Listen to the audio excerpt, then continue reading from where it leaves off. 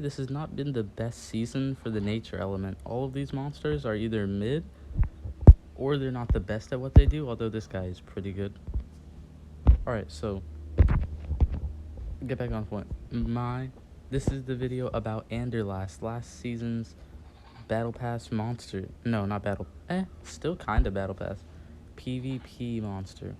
You could have gotten him for free easily just by playing PvP, so I can assume a good amount of you guys got him.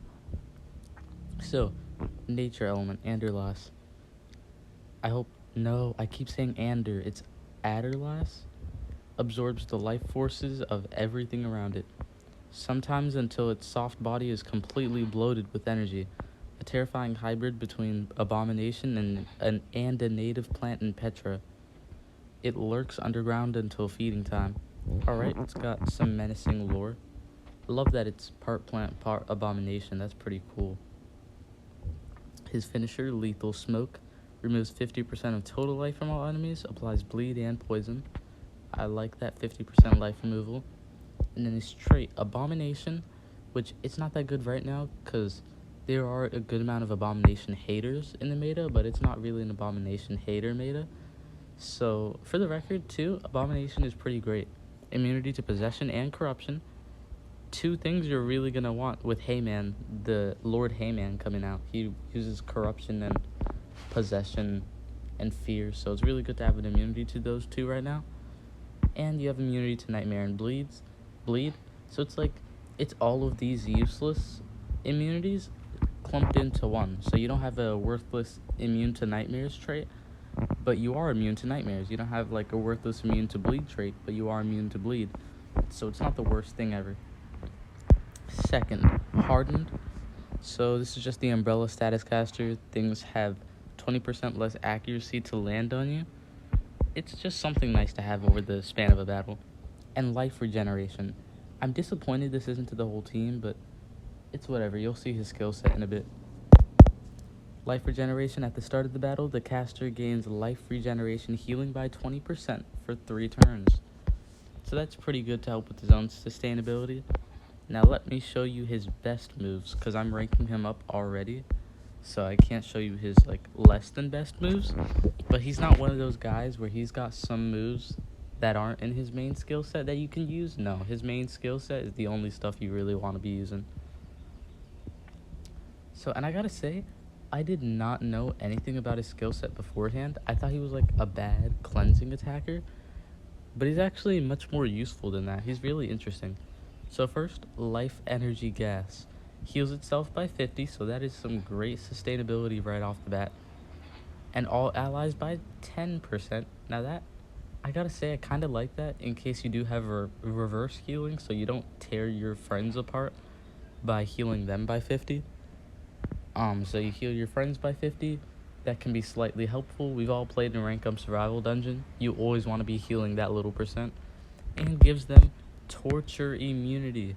We all know how great torture immunity is, and having a monster that can not only heal but apply torture immunity to the whole team is pretty great. Now, of course, there's better picks for that, like Neridia and Queen Zara, but for now, Aderlass is a good pick.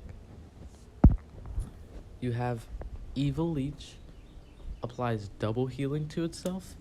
Oh, this is actually a phenomenal move. I'm reading this for the first time. So, applies double healing, so you'll heal whatever you were originally going to heal, 20%, you heal it double.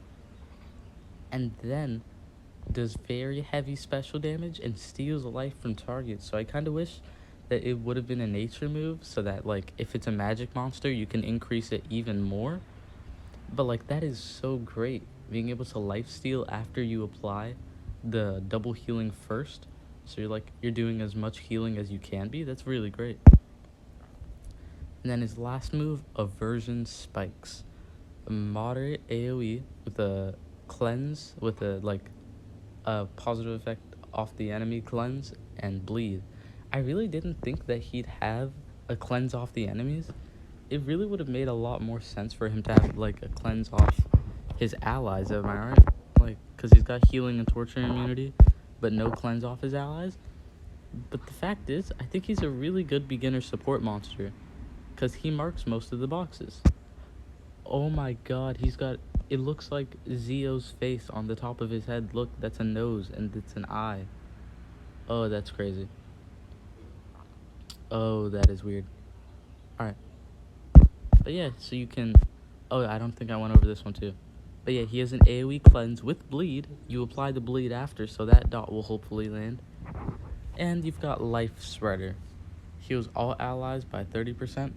Applies life regen to all allies. That is just a good support move.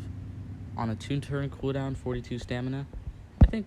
Oh wow, they're all on like the same stamina cost. And then these two are like not your best moves, and they're on a 3-turn cooldown. And then these two are the ones you're really going to want to be using, so those are on your 2-turn cooldown. I say this is a team speed runner. I'm just doing like a team health because I think he can help me with sustainability. I was just throwing on a rune to just hold him off for now.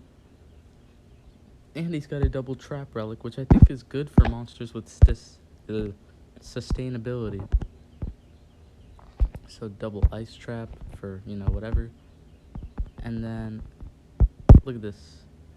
Actually, I'll go back. So this is the team I'm trying to rank up without wasting too much food. And let's just see.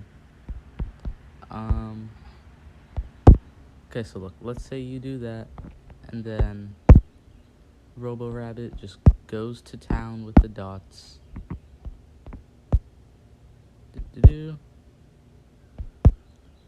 More dots. I really love doing this though, every single time, seeing how much dots you can stack up. Curse, sunburn, shocked, quicksand. Alright, so look at all these dots. And now imagine Aderlass was next. Not only could he heal back the damage that you took, maybe by 10% if you want that immunity to all of these tortures, but he can just heal you by 30 plus a life regeneration.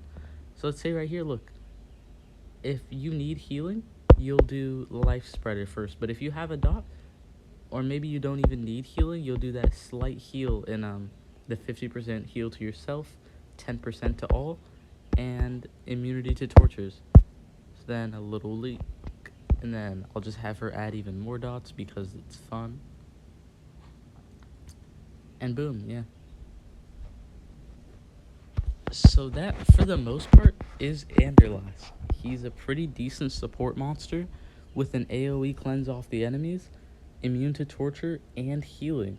And that is all really good for a PvP monster, because PvP monsters are such a hit and miss. It's polarizing, man. You know?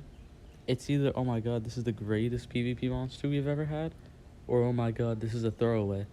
And I really think he's especially helpful for all of the Abomination era sagas, like Clawgore, that you need an Abomination, but you don't really have the best Abominations. He's a support Abomination that can really help you. And since he was PvP last season, hopefully, like me, you got him to a high rank. I was lucky enough to get like 1,200 cells for him, so I think like a breakout 126, that is going to be really helpful in the rank up in the Clawgore era saga. And yeah, I gotta say, last thing, I really love his design, and I only just noticed that he has a face on top of his head. Look at it. There's his nose, there's his eye, there's the spikes running down the middle of it, and then he's got that little face on the side of his head with the real human teeth, which looks so creepy. He's got the little giant spiked mouth. It's all, oh my god, it's one of the coolest designs that they've released this season. Because, you know, it's not just trying to be like a freaky Abomination. It's like got detail, and that's really cool. So yeah, that is time jump. I recorded the first half when I wasn't busy, and then I got busy for the next 2 days, so I was sitting there with that end of the video. But yeah, I even got to rank this guy up a lot more during those 2 days. So, but my point from earlier still stands. I kind of like him. I think he's pretty cool, but overall he's nothing too great. And yeah, not much more to say. I think I was like literally finished with the video, so I'll finish the outro. that is about it for this video. Hope you enjoyed. Hope you found it helpful. Leave your thoughts, comments down below. How do you see him as a PvP monster? Do you think he was like he was good for a PvP monster? Because they're usually hit and miss, and he's got some usability. Or is he just another throwaway? Do you think you're ever going to use him? So yeah, leave a comment and I will respond. I always love to hear your thoughts and comments down below. Leave a like to support the video so I can make more like these. I say so I can, like it's my job. I make these because I want to. You'll never have to worry about me disappearing for too long, unless I get busy. And subscribe to join the Crab Army. We are at 117 subscribers. We are almost at 120. That is so crazy that I'm even getting more subscribers. I've noticed I've been getting more views lately. I've been reaching more people and like helping, I hope, more people. And that makes me really proud. So join the Crab Army while you can, while we're still at only 117 subscribers, you know?